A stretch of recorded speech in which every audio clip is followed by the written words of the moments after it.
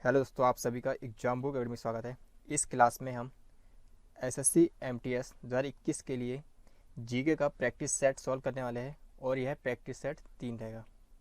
इस practice set में हम जो भी प्रश्न देखेंगे वह एसएससी एमटीएस एग्जाम के लिए बहुत ही महत्वपूर्ण है। तो हम स्टार्ट करते हैं पहले प्रश्न से। पहला प्रश्न क्या कह रहा है कि निम्नलिखित में से सबसे मीठी शर्करा कौन सी है। हमें बताना है कि इनमें से सबसे मीठी शर्करा कौन सी है। तो इस प्रश्न का राइट आंसर होगा फ्रक्टोज। तो सबसे मीठी शर्करा कौन सी है, तो फ्रक्टोज। तुम्हारा ऑप्शन नंबर जो ए है इस प्रश्न का करेक्ट आंसर है। सबसे मीठी शर्करा फ्रक्टोज है। अब देखते अगले प्रश्न पे। प्रश्न दो के कह रहे कि अंतर्राष्ट्रीय न्यायालय का मुख्यालय कहाँ है। हमें बताना कि अंतर्राष्ट्रीय न्यायालय का मुख्यालय कहाँ पर है। तो अंतर्राष्ट्रीय न्यायालय का मुख्यालय हेग में है। कहाँ पर है, तो हेग। और यह कहाँ है, तो नीदरलैंड में। तो अंतर्राष्ट्रीय न्यायालय का मुख्यालय हेग नीदरलैंड में है। और इसकी स्थापना की बात करते हैं। इसकी जो स्थापना हुई थी 1945 में हुई थी। अंतर्राष्ट्रीय न्यायालय की स्थापना 1945 में हुई थी और मुख्यालय हेग नीदरलैंड। तुम्हारा ऑप्शन नंबर जो ए है इस प्रश्न का करेक्ट आंसर है। अब देखते अगले प्रश्न पे। प्रश्न तीन के कह रहे कि श्रृंगेरी, बद्रीनाथ, द्वारका और पुरी में 4 मठ किसने स्थापित किए थे। हमें बताना है कि श्रृंगेरी, बद्रीनाथ, द्वारका और पुरी में 4 मठ किसने स्थापित किए थे। तो किसने स्थापित किए थे, तो आदि शंकराचार्य द्वारा स्थापित किए गए थे। तुम्हारा ऑप्शन नंबर जो डी है इस प्रश्न का करेक्ट आंसर है। अब देखते अगले प्रश्न पे। प्रश्न चार के कह रहे कि भारत के दक्षिणी छोर को क्या कहा जाता है। हमें बताना है कि भारत के दक्षिणी छोर को क्या कहा जाता है। तो भारत के दक्षिणी छोर को इंदिरा पॉइंट कहा जाता है। क्या कहा जाता है, तो इंदिरा पॉइंट। तुम्हारा ऑप्शन नंबर जो ए है इस प्रश्न का करेक्ट आंसर है। अब हम देखते हैं अगले प्रश्न पे। प्रश्न पाँच के कह रहे कि भारतीय रिजर्व बैंक का राष्ट्रीयकरण किस वर्ष हुआ था। हमें बताना कि भारतीय रिजर्व बैंक का राष्ट्रीयकरण किस वर्ष हुआ था। तो भारतीय रिजर्व बैंक का राष्ट्रीयकरण 1949 में हुआ था। राष्ट्रीयकरण कब हुआ था, तो 1949 में। और इसकी स्थापना, जो भारतीय रिजर्व बैंक है इसकी स्थापना 1 अप्रैल 1935 को हुई थी। भारतीय रिजर्व बैंक का राष्ट्रीयकरण जो हुआ था 1949 में और स्थापना 1 अप्रैल 1935 को। तुम्हारा ऑप्शन नंबर जो डी है इस प्रश्न का करेक्ट आंसर है। अब देखते अगले प्रश्न पे। प्रश्न 6 के कह रहा है कि इनमें से कौन सी इनपुट डिवाइस है। हमें बताना है कि इनमें से कौन सी इनपुट डिवाइस है। तो इस प्रश्न राइट आंसर होगा स्कैनर। स्कैनर क्या है, तो एक इनपुट डिवाइस है। और यहाँ पर मॉनिटर, हेडफोन और प्रिंटर, मॉनिटर, हेडफोन और प्रिंटर ये तीनों ही क्या है, तो आउटपुट डिवाइस है। सिर्फ स्कैनर यहाँ पर क्या है, तो इनपुट डिवाइस है। तुम्हारा ऑप्शन नंबर जो बी है इस प्रश्न का करेक्ट आंसर है। अब देखते हैं अगले प्रश्न पे। प्रश्न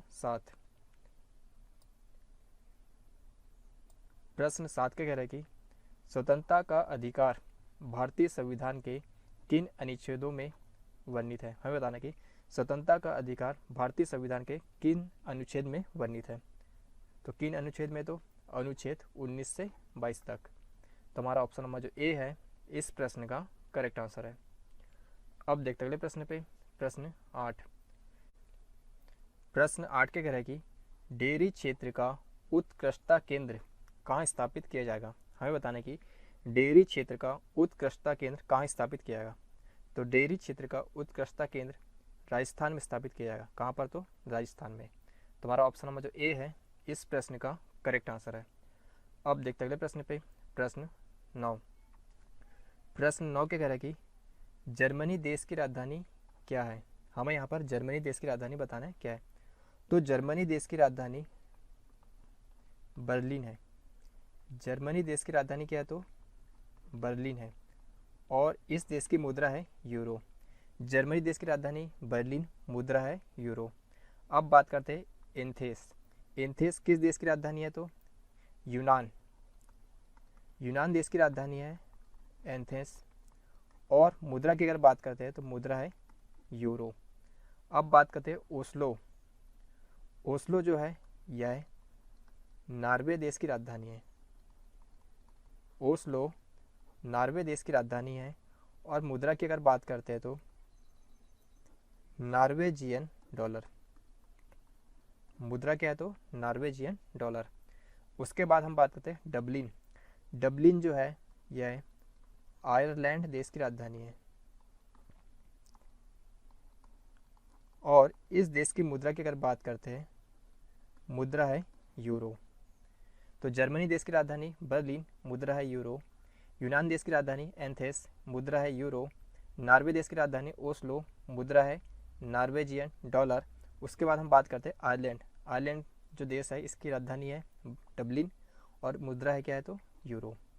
तो हमारा प्रश्न क्या है कि जर्मनी देश की राजधानी क्या है, तो जर्मनी देश की राजधानी बर्लिन है। क्या है तो बर्लिन। तो हमारा ऑप्शन नंबर जो ए है इस प्रश्न का करेक्ट आंसर है। अब देखते अगले प्रश्न पे। प्रश्न 10। प्रश्न 10 के कह रहा है कि भोपाल गैस त्रासदी के लिए उत्तरदायी प्रमुख प्रदूषक कौन सा था। भोपाल गैस त्रासदी के लिए उत्तरदायी प्रमुख प्रदूषक कौन सा था। तो इस प्रश्न का राइट आंसर होगा मिथाइल आइसोसाइनेट। तो ऑप्शन नंबर जो डी है इस प्रश्न का करेक्ट आंसर है। अब देखते अगले प्रश्न पे। प्रश्न 11। प्रश्न 11 के कह रहा है कि चंद्रगुप्त मौर्य के दरबार में भेजा गया यूनानी राजदूत कौन था। हमें बताना कि चंद्रगुप्त मौर्य के दरबार में भेजा गया यूनानी राजदूत कौन था। तो कौन सा था तो मेगास्थनीज। चंद्रगुप्त मौर्य के दरबार में भेजा गया यूनानी राजदूत मेगास्थनीज था। कौन था तो मेगास्थनीज। तुम्हारा ऑप्शन नंबर जो ए है इस प्रश्न का करेक्ट आंसर है। अब देखते अगले प्रश्न पे। प्रश्न 12। प्रश्न 12 के कह रहे कि बृहत्तर हिमालय का दूसरा नाम क्या है। हमें यहाँ पर बृहत्तर हिमालय का दूसरा नाम क्या है, तो दूसरा नाम क्या है तो हिमाद्री। तो हमारा ऑप्शन नंबर जो सी है इस प्रश्न का करेक्ट आंसर है। अब देखते अगले प्रश्न पे। प्रश्न 13। प्रश्न 13 के कह रहे कि इनमें से कौन सा आउटपुट डिवाइस कंप्यूटर डिवाइस का उदाहरण है। हमें यहाँ पर बताना कि इनमें से कौन सा आउटपुट कंप्यूटर डिवाइस का उदाहरण है। तो आउटपुट डिवाइस यहाँ पर बताना है कौन सा है। तो यहाँ पर स्पीकर को क्या है तो एक आउटपुट डिवाइस है। बाकी स्कैनर, डिजिटल कैमरा और माउस ये तीनों क्या है तो इनपुट डिवाइस है। जो स्पीकर है यह क्या है तो एक आउटपुट डिवाइस है। तुम्हारा ऑप्शन नंबर जो बी है इस प्रश्न का करेक्ट आंसर है। अब देखते अगले प्रश्न पे। प्रश्न 14। प्रश्न 14 के कह रहे कि भारत के आकस्मिकता निधि का संरक्षक कौन है। हमें बताना कि भारत के आकस्मिकता निधि का संरक्षक कौन है। तो कौन होता है तो राष्ट्रपति होता है। तो हमारा ऑप्शन नंबर जो ए है इस प्रश्न का करेक्ट आंसर है। अब देखते अगले प्रश्न पे। प्रश्न 15। प्रश्न 15 के कह रहे कि एरोसॉल का उदाहरण है। तो इस प्रश्न राइट आंसर होगा धुआं। धुआं जो है यह एरोसोल का उदाहरण है। तो हमारा ऑप्शन नंबर जो ए है इस प्रश्न का करेक्ट आंसर है। अब देखते अगले प्रश्न पे। प्रश्न 16। प्रश्न 16 के कह रहे कि कृष्णदेव राय किस राजवंश के शासक थे।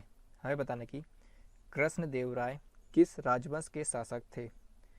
तो कृष्णदेव राय विजयनगर के शासक थे। किसके तो विजयनगर के। तो हमारा ऑप्शन नंबर सी है इस प्रश्न का करेक्ट आंसर है। अब देखते अगले प्रश्न पे। प्रश्न 17। प्रश्न 17 के कह रहे कि नरेंद्र मोदी स्टेडियम में पहला टेस्ट मैच किनके बीच खेला गया। हमें बताना कि नरेंद्र मोदी स्टेडियम में पहला टेस्ट मैच किनके बीच खेला गया। तो किनके बीच खेला गया था तो इंग्लैंड और भारत के बीच खेला गया था। तो हमारा ऑप्शन नंबर जो डी है इस प्रश्न का करेक्ट आंसर है। अब देखते अगले प्रश्न पे। प्रश्न 18। प्रश्न 18 के कह रहे कि विश्व शांति दिवस कब मनाया जाता है। हमें बताना कि विश्व शांति दिवस कब मनाया जाता है। तो विश्व शांति दिवस 21 सितंबर को मनाया जाता है। विश्व शांति दिवस 21 सितंबर को मनाया जाता है। अब बात करते हैं 31 अक्टूबर को। तो 31 अक्टूबर को राष्ट्रीय एकता दिवस, 31 अक्टूबर को राष्ट्रीय एकता दिवस मनाया जाता है। अब हम बात करते हैं 14 नवंबर को। तो 14 नवंबर को बाल दिवस मनाया जाता है। कौन सा दिवस? तो बाल दिवस। और इसी दिन विश्व मधुमेह दिवस, कौन सा दिवस? तो विश्व मधुमेह दिवस मनाया जाता है। अब बात करते हैं 14 दिसंबर को। तो 14 दिसंबर को राष्ट्रीय ऊर्जा संरक्षण दिवस, कौन सा दिवस? तो राष्ट्रीय ऊर्जा संरक्षण दिवस। 31 अक्टूबर को राष्ट्रीय एकता दिवस, 14 नवंबर को बाल दिवस और विश्व मधुमेह दिवस, 21 सितंबर को विश्व शांति दिवस और 14 दिसंबर को राष्ट्रीय ऊर्जा संरक्षण दिवस मनाया जाता है। तो हमारा प्रश्न क्या है कि विश्व शांति दिवस कब मनाया जाता है? तो विश्व शांति दिवस 21 सितंबर को मनाया जाता है। तो हमारा ऑप्शन नंबर जो सी है इस प्रश्न का करेक्ट आंसर है। अब देखते हैं अगले प्रश्न पे, प्रश्न 19। प्रश्न 19 के कह रहा है कि भागीरथी और अलकनंदा का संगम कहाँ पर होता है? भागीरथी और अलकनंदा का संगम कहाँ पर होता है, ये हमें बताना है। तो भागीरथी और अलकनंदा का संगम देवप्रयाग में होता है। कहाँ पर? तो देवप्रयाग में। तो हमारा ऑप्शन नंबर जो बी है इस प्रश्न का करेक्ट आंसर है। अब देखते हैं अगले प्रश्न पे, प्रश्न 20। प्रश्न 20 के कह रहा है कि लार किसके पाचन में मदद करती है? हमें बताना है कि लार किसके पाचन में मदद करती है। तो इस प्रश्न का राइट आंसर होगा स्टार्च। तो हमारा ऑप्शन नंबर जो डी है इस प्रश्न का करेक्ट आंसर है। अब देखते हैं अगले प्रश्न पे, प्रश्न 21। प्रश्न 21 के कह रहे कि राष्ट्रपति संविधान के किस अनुच्छेद के अंतर्गत राष्ट्रीय आपात स्थिति घोषित कर सकता है? हमें बताना कि राष्ट्रपति संविधान के किस अनुच्छेद के अंतर्गत राष्ट्रीय आपात स्थिति घोषित कर सकता है। तो किस अनुच्छेद के अंतर्गत? तो अनुच्छेद 352 के अंतर्गत। तो हमारा ऑप्शन नंबर जो सी है इस प्रश्न का करेक्ट आंसर है। अब देखते अगले प्रश्न पे, प्रश्न 22। प्रश्न 22 के कह रहे कि ऑरेंज ओकलीफ किसकी प्रजाति है? हमें बताना कि ऑरेंज ओकलीफ किसकी प्रजाति है। तो इस प्रश्न का राइट आंसर होगा तितली की प्रजाति है। तो हमारा ऑप्शन नंबर जो सी है इस प्रश्न का करेक्ट आंसर है। अब देखते अगले प्रश्न पे, प्रश्न 23। प्रश्न 23 के कह रहे कि हम्पी के स्मारकों के समूह का निर्माण किसने किया? हमें बताने की हम्पी के स्मारकों के समूह का निर्माण किसने किया। तो इस प्रश्न राइट आंसर होगा हरिहर और बुक्का ने। तो हमारा ऑप्शन नंबर जो डी है इस प्रश्न का करेक्ट आंसर है। अब देखते अगले प्रश्न पे, प्रश्न 24। प्रश्न 24 के कह रहे कि लौह की कमी से कौन सा रोग होता है? हमें बताना कि लौह की कमी से कौन सा रोग होता है। तो इस प्रश्न का राइट आंसर होगा गाइटर रोग। तो हमारा ऑप्शन नंबर जो सी है इस प्रश्न का करेक्ट आंसर है। अब देखते अगले प्रश्न पे, प्रश्न 25। प्रश्न 25 के कह रहे कि पुनासा जलप्रपात किस नदी पर स्थित है? हमें बताना कि पुनासा जलप्रपात किस नदी पर स्थित है। तो पुनासा जलप्रपात चंबल नदी पर स्थित है। किस नदी पर? तो चंबल नदी पर। तो हमारा ऑप्शन नंबर जो सी है इस प्रश्न का करेक्ट आंसर है। तो यह तो हमारा एमटीएस एग्जाम के लिए जीके का प्रैक्टिस सेट 3। इसमें हमने इंपॉर्टेंट प्रश्न देखे जो कि परीक्षा के लिए बहुत ही महत्वपूर्ण है। यदि यह वीडियो आपको पसंद आए तो इस चैनल को सब्सक्राइब करें।